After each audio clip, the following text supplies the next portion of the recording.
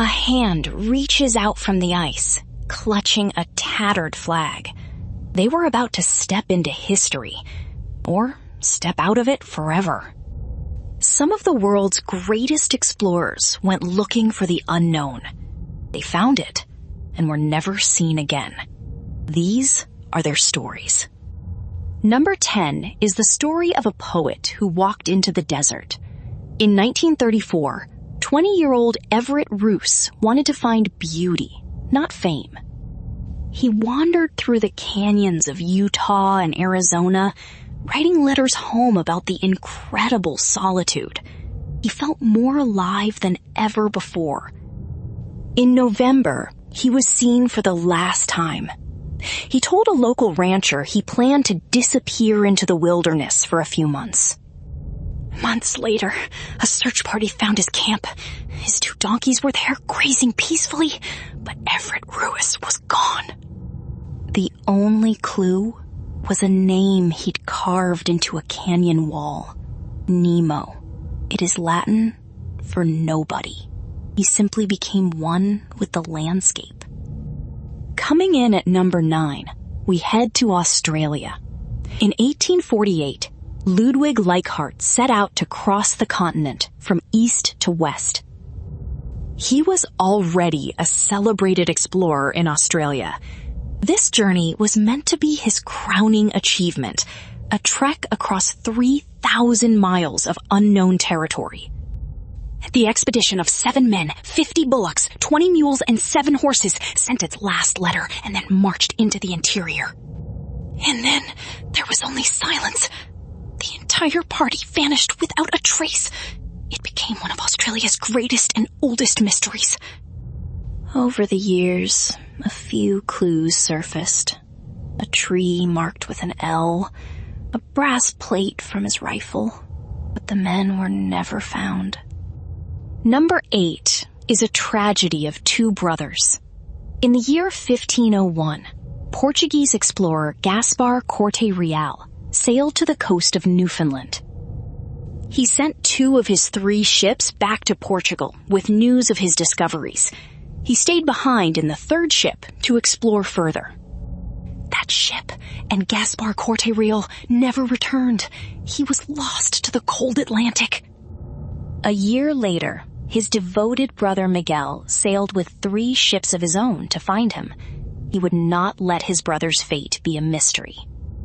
Upon reaching the coast, Miguel's 3 ships split up to search. They agreed to meet back at a certain point. Only 2 ships returned. Number 7. In 1610, Henry Hudson discovered the vast Canadian bay that now bears his name, but it would become his prison. His ship became trapped in the ice for the winter. The crew suffered from the cold, starvation, and fear. Tensions grew dangerously high. Hudson wanted to keep exploring once the ice thawed, but his crew just wanted to go home. They saw their captain's ambition as a death sentence. So they mutinied. The crew seized Hudson, his teenage son, and 7 others who were sick or loyal to him.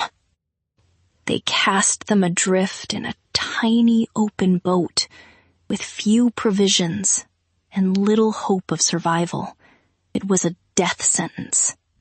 Henry Hudson, his son, and the loyal crewmen were never seen again, swallowed by the very bay he had discovered. At number 6, an explorer who tried to conquer the North Pole by balloon. In 1897, Salomon André and 2 companions took off from Svalbard, Norway. It was an incredibly bold idea. They would simply float over the pole. But almost immediately, things went wrong. Heavy fog and ice weighed the balloon down. After just 2 days, they crashed onto the pack ice, hundreds of miles from safety. The 3 men now faced a desperate struggle for survival. They had sleds and supplies, and they began to trek across the treacherous, shifting ice. They vanished. For 33 years, their fate was a complete mystery. Then in 1930, a Norwegian ship made a startling discovery. They found the explorers' final camp. Their bodies were there, along with their diaries, and, incredibly, their undeveloped camera film. The photos were developed. They provided a ghostly, first-hand account of the men's final months, alone at the top of the world. Number 5 is the disappearance of not one, but 2 Navy vessels. In 1785, French explorer La Pérouse set off on a global voyage. He commanded 2 ships and a crew of over 200 men. Their mission was to explore the Pacific, a journey that would take years. For 3 years, they mapped islands from Alaska to Japan. In 1788, they docked in Botany Bay, Australia, to send letters home. La Pérouse wrote that he expected to be back in France by the following year. The 2 ships sailed north from Australia and into oblivion. Years passed, with no word. It was a national tragedy in France. Search expeditions were sent, but they found nothing. Almost 40 years later, wreckage was found on the island of Vanikoro. The ships had been destroyed in a cyclone, ending their grand voyage. For number 4, we have the tragic end of a true legend. Roald Amundsen was the first man to reach the South Pole. He was a hero of polar exploration, tough and methodical. By 1928, he was retired, his place in history secure. But then, a rival explorer's airship crashed in the Arctic. A massive international rescue effort was launched, and Amundsen felt compelled to help. Despite his age, he joined a French crew on a flying boat to search for the survivors. He was going back to the ice one last time. His plane took off, flew out over the Barents Sea, and sent one final garbled radio message. Then, there was only static. The world's greatest polar explorer vanished while trying to save another. He was lost forever in the Arctic he had once conquered. Number 3 is one of the most chilling disappearances in history, the Franklin expedition. In 1845, Sir John Franklin set sail from England. He had 129 men and 2 of the most advanced ships on Earth. Their goal was to finally navigate the Northwest Passage. The ships were last seen by whalers in Baffin Bay, waiting for the ice to clear. They sailed west and were never seen by Europeans again. For years, no one knew their fate. The public was desperate for answers. Dozens of search parties were sent, but they found nothing. Then, local Inuit hunters began telling stories. Stories of 2 ships trapped in the ice and starving men marching south. A note found in a stone cairn confirmed it. The ships had been trapped in ice since 1846. Franklin was dead. The survivors were making a desperate walk. The most horrifying discovery was evidence of cannibalism among the starving crew. It was a slow, brutal end caused by starvation and lead poisoning. The wrecks of both ships were finally found over 160 years later, preserved in the cold water, silent witnesses to the tragedy. Our runner-up at number 2 is an obsession that consumed a man. In 1925, Colonel Percy Fawcett marched into the Amazon rainforest. He was searching for something he called Z, a lost ancient city he believed was hidden deep within the jungle, a remnant of a forgotten civilization. It was his life's obsession. This was his 8th expedition into the jungle. This time, he was taking his eldest son, Jack, and Jack's best friend. Fawcett believed a small party could travel faster and attract less attention. They planned to live off the land and travel light. Their last communication was a letter sent back with a guide.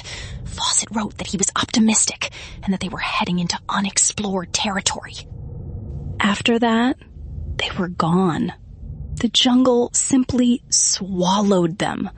The man who knew the Amazon better than anyone had been defeated by it. For decades, people searched for him. Some claimed to have found Z. Others claimed Fawcett was being held captive or had started a cult. But no credible evidence of their fate has ever been found. Fawcett, his son, and their friend remain lost to the Amazon. And number 1, the most famous disappearance of the 20th century. In 1937, Amelia Earhart was on top of the world. She was already a global celebrity, the first woman to fly solo across the Atlantic. Now, she was attempting to be the first woman to fly around the world. She and her navigator, Fred Noonan, had successfully flown over 22,000 miles. They were on the most difficult leg of their journey. They were flying to Howland Island, a tiny speck of land in the middle of the vast Pacific Ocean. It was an incredibly difficult navigational challenge. A United States Coast Guard cutter was waiting there to guide them in.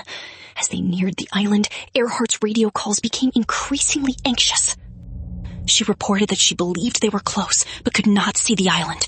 Her fuel was running low. The weather was cloudy. Her last confirmed transmission was haunting. "We are on the line of position. We are running north and south." Then, silence. The plane, Amelia Earhart, and Fred Noonan vanished. The largest sea and air search in history found nothing. Not a single trace. They were simply gone, lost to the Pacific. Their final moments and resting place remain the subject of endless fascination and debate. Their stories end in question marks, but they inspire us because they dared to look over the edge of the map, whatever the cost. Sometimes the search for answers is just as compelling as finding them. We explore another famous cold case in our next video.